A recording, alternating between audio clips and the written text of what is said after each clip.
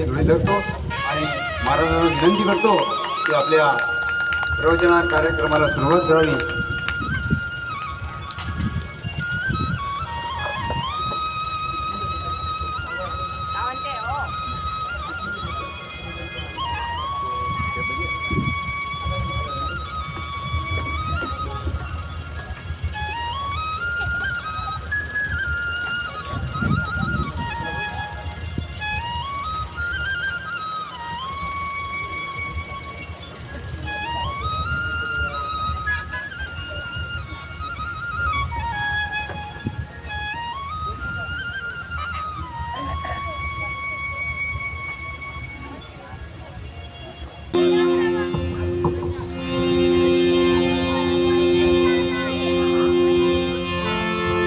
ध्याये नित्यं महेशं रजतगिरिनिभं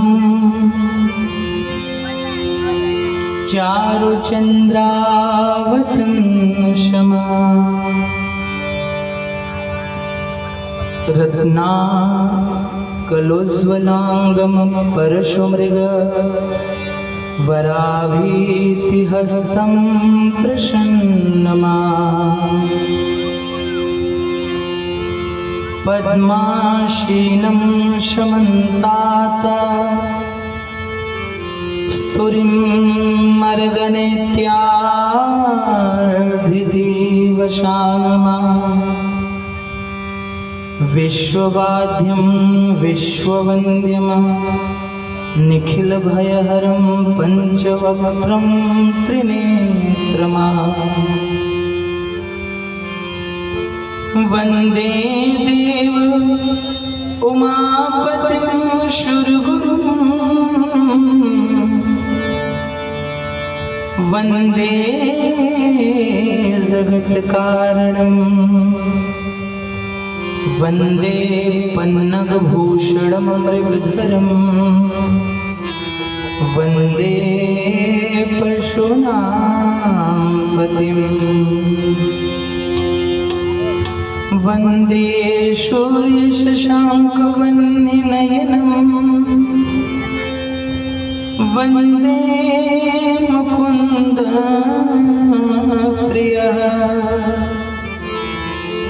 वन्दे भक्तजनाश्रयं च वरदं वन्दे शिवशङ्करम् कर्पूरगौरं करुणावतारं संसारसारं भुजगेन्द्रहारं सदा वसन्तं मम हृदयारविन्दे भवं भवानी सहितं नमामि. ॐ नमः शिवाय. ॐ नमः शिवाय.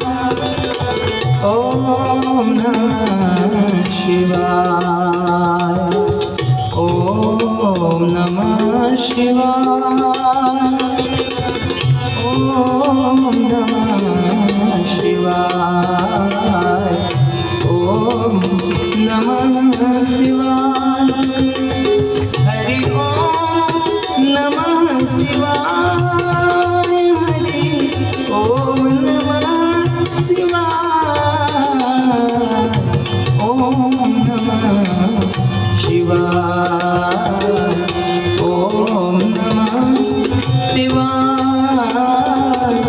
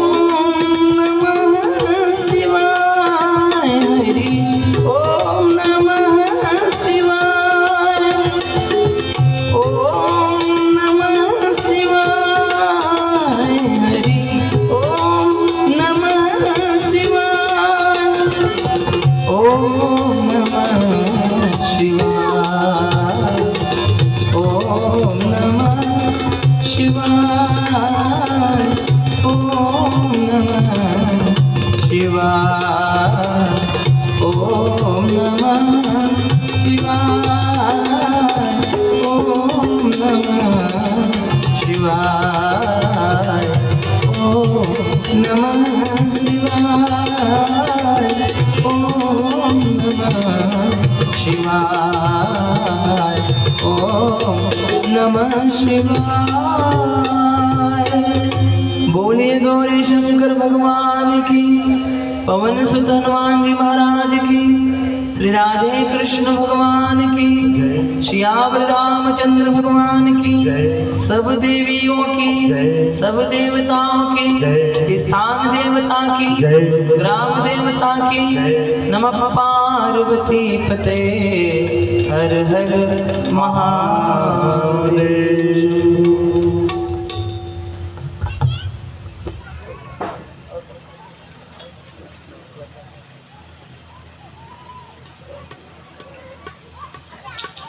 अनंत बलवंत संत श्री हनुमंत महाराज की कृपा एवं प्रेरणा के फलस्वरूप हम समस्त भगवत भक्तजनों को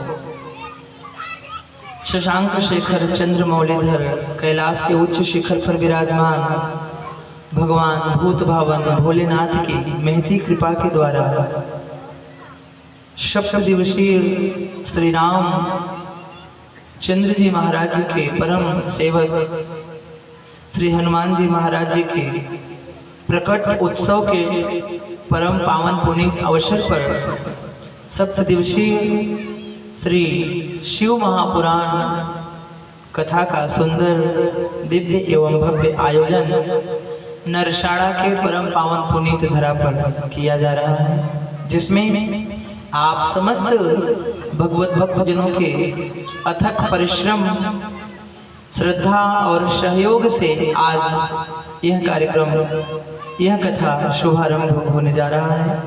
मैं आप सभी को श्री शिव महापुराण कथा के आयोजक समिति, संयोजक समिति, व्यवस्थापक समिति और समस्त कार्यकर्ताओं के प्रति प्रणाम करते हुए आप सभी को साधुवाद ज्ञापित करता हूँ। पुरुष वर्ग में विराजमान आप सभी श्रेष्ठ जन, वृद्ध जन, बुद्धि जन, वंदनीय जन, विप्र जन, संत जन, सज्जन, महिला वर्ग में विराजमान आप सभी ममतामयी, करुणामयी, श्रद्धामयी, शक्ति स्वरूपा, भक्ति स्वरूपा माताओं, वेड़ा धारण किए हुए आदरणीय बाबा जी, आप सभी के प्रति मैं पुत्रवत भाव से प्रणाम करता हूँ। आप सबके हृदय में मेरे प्रति पुत्रवत स्नेह बना रहे, यह भोलेनाथ के चरणों में प्रार्थना। थोड़ी देर पहले हमारे बाबा पांडे बाबा कह रहे थे कि यह हमारा 8वां वर्ष है और भगवान श्री कृष्ण का माता देवकी के उदर से 8वां जन्म हुआ था। तो मुझे लगता है कि जैसे भगवान श्री कृष्ण मथुरा से गोकुल आए थे, वैसे मैं भी मथुरा से गोकुल में ही आया हूँ। यह गांव हमारे लिए गोकुल है और हमारी सभी मैया यशोदा मैया हैं, हमारे सभी बाबा नंद बाबा हैं, सभी बालक इष्ट मित्र, छोटे छोटे ग्वाल बाल सभी हमारे मित्र हैं, सभी हमारे साथी हैं। मैं आप सभी को प्रणाम करता हूँ, सभी को मैं नमन करता हूँ। आप सबके हृदय में मेरे प्रति ऐसे ही स्नेह आजीवन बना रहे, यह भगवान भोलेनाथ के चरणों में प्रार्थना। कहते हैं गंगा सागर एक बार, सारे तीर्थ बार बार, लेकिन गंगा सागर एक बार। उसी प्रकार सभी कथाएं बार बार, सभी कथाएं बार बार, लेकिन शिव महापुराण एक बार। आपने सैकड़ों बार राम कथा सुनी होगी, सैकड़ों बार श्रीमद् भागवत कथा सुनी होगी, सैकड़ों बार सत्य महापुराण की, सत्यनारायण भगवान की कथा सुनी होगी, लेकिन शिव महापुराण की कथा कहीं कहीं सुनने को मिलती हैं। जीवन में शिव महापुराण की कथा हमारे जीवन को लाभान्वित करने के लिए, हमारे जीवन को चारित्रिक और सांस्कृतिक और सुदृढ़ता और नैतिकता को शानदार बनाने के लिए शिव महापुराण की कथा हम सभी के लिए बड़ी ही लाभदायक और महत्वपूर्ण है। जीवन जीने का उद्देश्य हमें भगवान भोलेनाथ से सीखना चाहिए कि जिंदगी का क्या उद्देश्य है, शिव महापुराण क्या है, शिव जी का जीवन क्या है, परिवार कैसे चलाना चाहिए, परिवार में कैसे रहना चाहिए, समाज में कैसे रहना चाहिए, संसार में कैसे रहना चाहिए, यह सारी नीति हमें शिव महापुराण सिखाते हैं। आपने देखा होगा देवता तो बहुत सारे हैं, भगवान श्री रामचंद्र जी हैं, भगवान श्री कृष्ण हैं, ब्रह्मदेव हैं, वरुण देव, इंद्र देव, अग्नि देव, 33 कोटि देवता, और सभी देवताओं के संतान भी हैं। आप मुझे बताओ, क्या भगवान राम जी के संतानों की पूजा होती है? नहीं। राम सीता लक्ष्मण जी की तो पूजा होगी, लेकिन लक्ष्मण जी के संतानों की नहीं। ब्रह्मदेव की पूजा होगी पर ब्रह्म के देव के संतानों की नहीं। अग्निदेव की पूजा है पर अग्निदेव के संतान की नहीं। वरुण देव की पूजा है पर वरुण देव के संतान की नहीं पूजा। इंद्र देव की पूजा है लेकिन इंद्र देव के संतान की पूजा नहीं है। लेकिन शंकर भगवान की भी पूजा, पत्नी पार्वती जी की भी पूजा, बेटे गणेश की पूजा, बेटे कार्तिकेय की पूजा, गणेश की पत्नी रिद्धि सिद्धि की पूजा, गणेश की बेटी संतोषी मैया की पूजा, गणेश जी के बेटे शुभ लाभ की पूजा। यानी शंकर जी के साथ जितने लोग रहते हैं सब वंदनीय हैं, सब पूजनीय हैं। इसीलिए कहा गया है कि अगर हमारी समाज में कदर ना हो, समाज में इज्जत ना हो, तो ऐसे आदमी के साथ लग जाओ कि हमारी इज्जत होने लगे। सांप सड़क में दिख जाए तो लोग लाठी लेकर दौड़ाते हैं मारने के लिए, और वहीं सांप अपनी जान बचाने के लिए सबके पास गया पर सबने सांप को दुत्कार दिया। लेकिन वहीं सांप शंकर जी के मंदिर में जाके भोलेनाथ के पिंड के ऊपर हाथ जोड़ के बैठ गया, तो जो लोग लाठी लेकर दौड़े गए थे वे सभी लाठी को फेंक कर सांप के सामने हाथ जोड़ लिए। बोले नाग देवता की जय हो, भोलेनाथ की जय हो, साक्षात भोलेनाथ आम्हाला दर्शन दिले। आम्ही तर लाठी घेऊन त्याने मारायसाठी धावले होते, पण आज ते पिंडीवर बसल्यानंतर साक्षात आम्हाला भोलेनाथचं दर्शन झाला। लोगों की मानसिकता बदल गई, लोगों के विचार बदल गए, लोगों की अवधारणा बदल गई। कब? जब वह सांप महादेव के पिंड पे चढ़ गया तब। यानी यह कथा इतना सुंदर संकेत देती है, यह कथा यही कहती है कि हम भले समाज में हमारा सम्मान ना हो, हमारी इज्जत ना हो, लेकिन अगर ऐसे आदमी के साथ रह ले जिसके साथ रहने से मान भी बढ़ जावे, सम्मान भी बढ़ जावे, इज्जत भी बढ़ जावे, कदर भी बढ़ जावे, तो गांव का ऐसा ही कोई एक सदस्य वह महादेव ही है। जिसके साथ रहने से हमारी इज्जत बढ़े, आदर बढ़े, सम्मान बढ़े, कदर बढ़े, वह हमारे लिए महादेव ही है। भोलेनाथ ही एक ऐसे हैं जो हमारे जीवन के विकारों को नष्ट कर हमारे जीवन में शांति भरते हैं। हमारे यहाँ वैकुंठ लोक हैं, ब्रह्म लोक हैं, स्वर्ग लोक हैं और एक मृत्यु लोक है। ब्रह्म लोक के देवता ब्रह्मा जी हैं, इंद्र लोक के देवता इंद्र हैं, वैकुंठ लोक के देवता भगवान विष्णु जी हैं, लेकिन मृत्यु लोक के देवता भगवान भोलेनाथ हैं। क्योंकि इसी मृत्यु लोक पर हिमालय पर्वत है, इसी मृत्यु लोक पर कैलाश पर्वत है, इसी मृत्यु लोक के कैलाश पर्वत पर मृत्यु को जीतने वाले महान काल भगवान भूत भावन भोलेनाथ विराजमान है, वे निवास करते हैं। तो हम सभी के आराध्य देवों के देव महादेव हैं। भगवान भोलेनाथ की कृपा से सबके जीवन में पुष्प खिलता है। भगवान भोलेनाथ की महिमा से सबके जीवन में आनंद आता है। भगवान भोलेनाथ की महिमा से सबका जीवन खुशहाल होता है। भवाधिमग्नम दीनं मां समुद्धर भवार्णवात् कर्मग्राह गृहीतांग दासोऽहं तव शंकरम। भगवान भोलेनाथ इतने दयालु हैं, 33 कोटि देवों में बाकी तो सब देव रह गए, लेकिन भोलेनाथ महादेव बन गए। जैसे राष्ट्रों में, भारत में बहुत सारे राष्ट्र हैं, सभी तो राष्ट्र रह गए, लेकिन जहां हम लोग बैठकर भगवान की कथा सुन रहे हैं यह महाराष्ट्र हो गया। सभी राष्ट्र रह गए, लेकिन ये महाराष्ट्र रह गए। जो सबका ख्याल रखता हो, भारत की आर्थिक राजधानी मुंबई है, जो हर एक स्थिति परिस्थिति में सबका ख्याल रखता हो, महान तो वही बनता है महाराज। तो भगवान भोलेनाथ भी एक ऐसे ही हैं जो प्रत्येक स्थिति में परिस्थिति में सबका ख्याल रखते हैं। तो जो सबका ध्यान रखे मुखिया वही, मुखिया मुख सो चाहिए खान पान में एक। मुखिया मुख जैसा होना चाहिए, जो मुख स्वाद तो भले मुख लेता है, लेकिन मुख के स्वाद लेने से सभी अंगों में रस तत्व पहुंचता है, सभी शरीर के अंगों का पालन होता है, शरीर के सभी अंगों का पोषण होता है।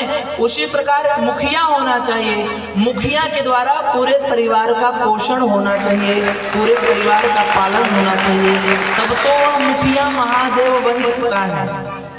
लेकिन अगर मुखिया ने केवल एक ही अंग पर नजर डाली, दूसरे अंग की ओर नजर नहीं किया, तो फिर वह मुखिया महादेव नहीं बन सकता है। इसीलिए मुखिया मुख सो चाहिए महादेव के जैसा।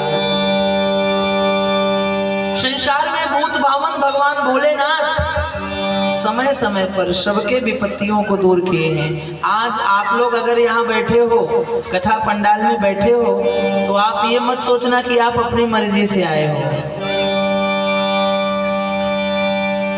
उसकी मर्जी के बिना पता हिले नहीं, मांगा है मैंने बाबा से वरदान एक ही,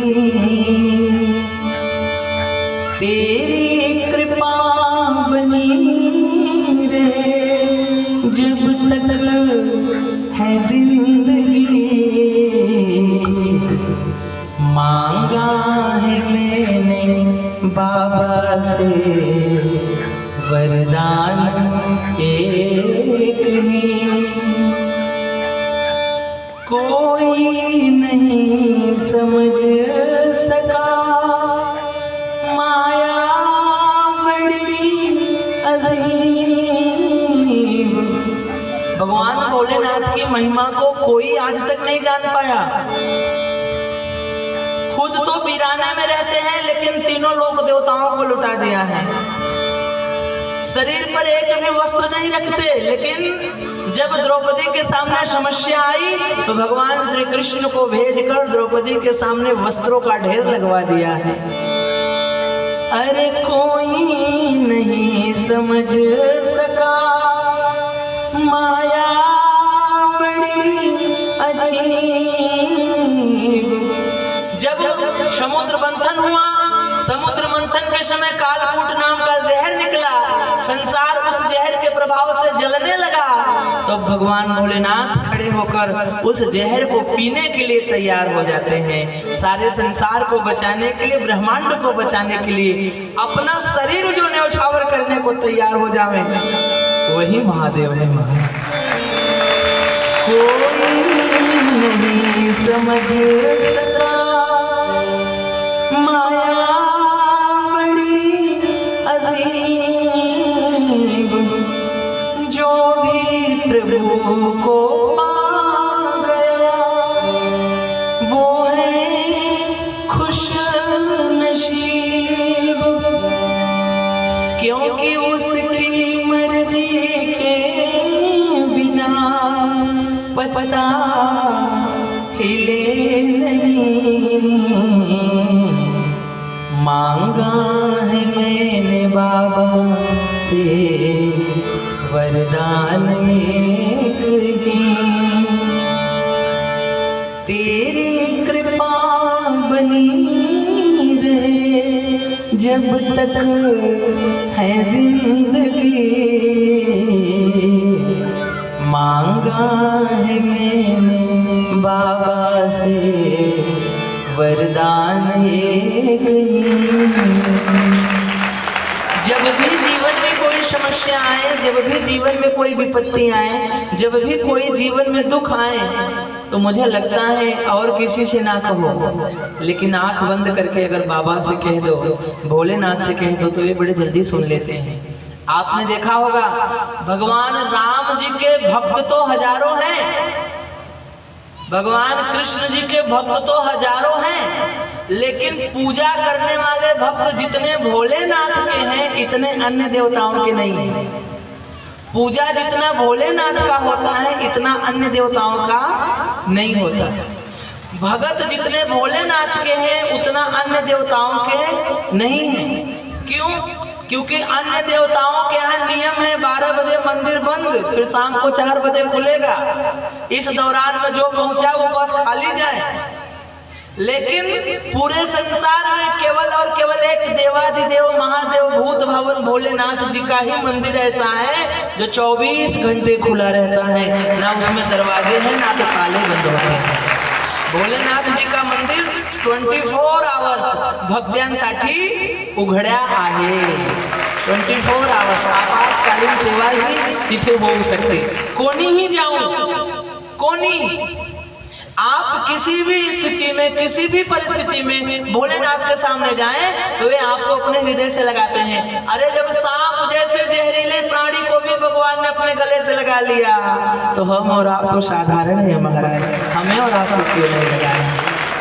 भगवान बड़े दयालु हैं, इतने दयालु हैं, इतने दयालु हैं, इतने दयालु हैं कि भगवान ने अपना सब कुछ दूसरों को बांट दिया है। भोलेनाथ ने महाराज सब कुछ दूसरों को बांट दिया है।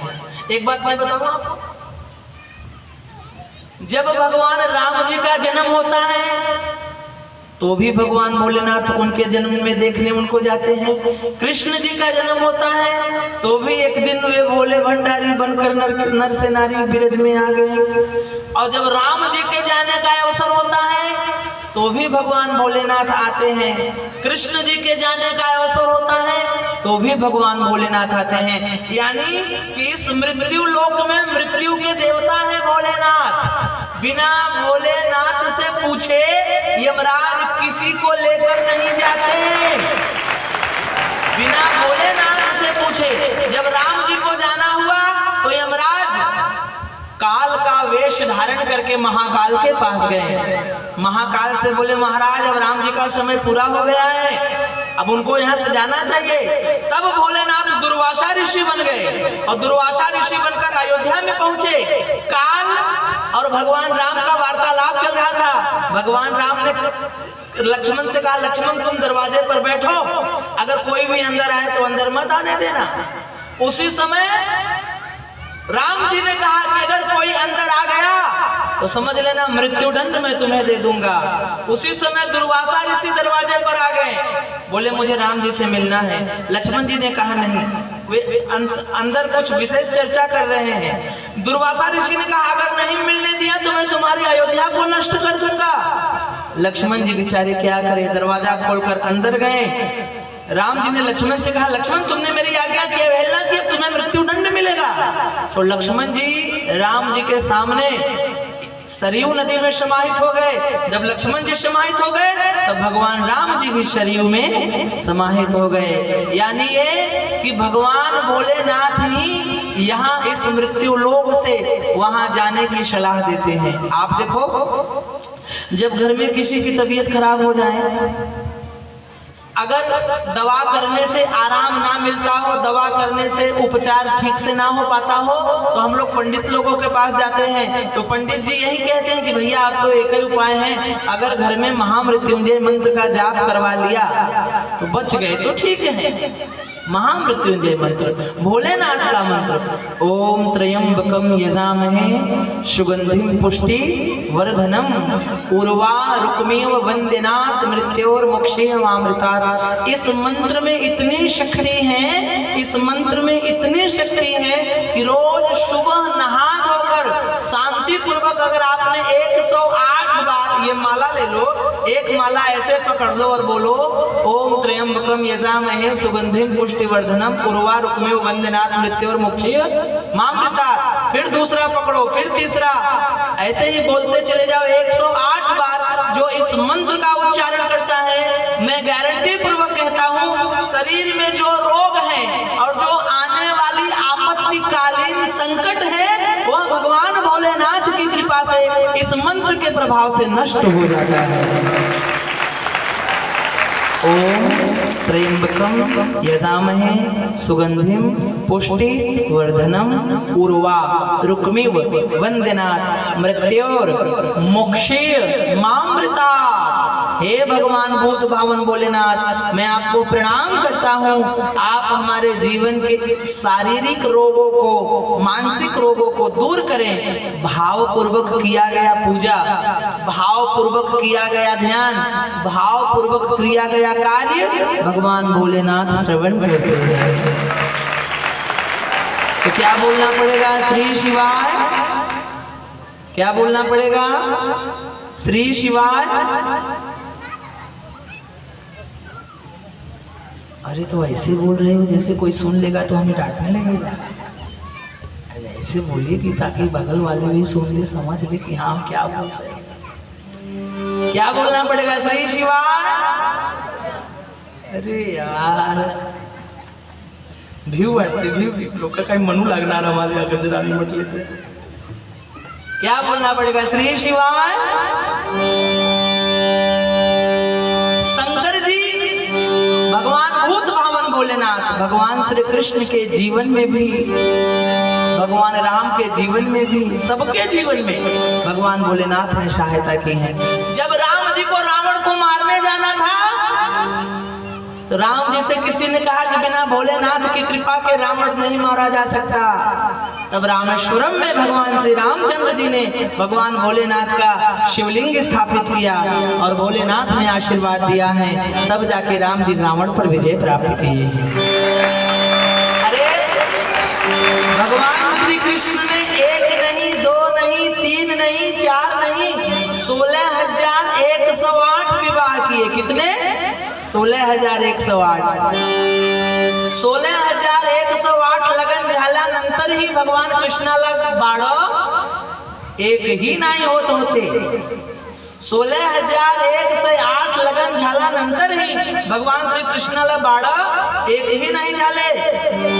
तो लोगों ने भगवान श्री कृष्ण से कहा कि आप भोलेनाथ की शरण में जाओ, बिना भोलेनाथ की कृपा के आपको संतान नहीं होगी।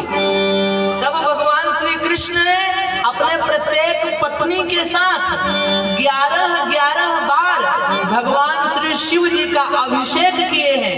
तो प्रत्येक पत्नी के साथ 11 बार अभिषेक करने से 16,108 पत्नियों से भगवान भोलेनाथ के आशीर्वाद से भगवान श्री कृष्ण को 1,77,180 संतानों की प्राप्ति हुई। 1,77,180, जिसमें 10 बेटे और एक बेटी प्रत्येक पत्नी से प्राप्त हुई है। महाराज एवढा बारीकी ज्ञान तुम्हाला आतापर्यंत कुठेतरी भेटला का? हा शिव महापुराणामध्ये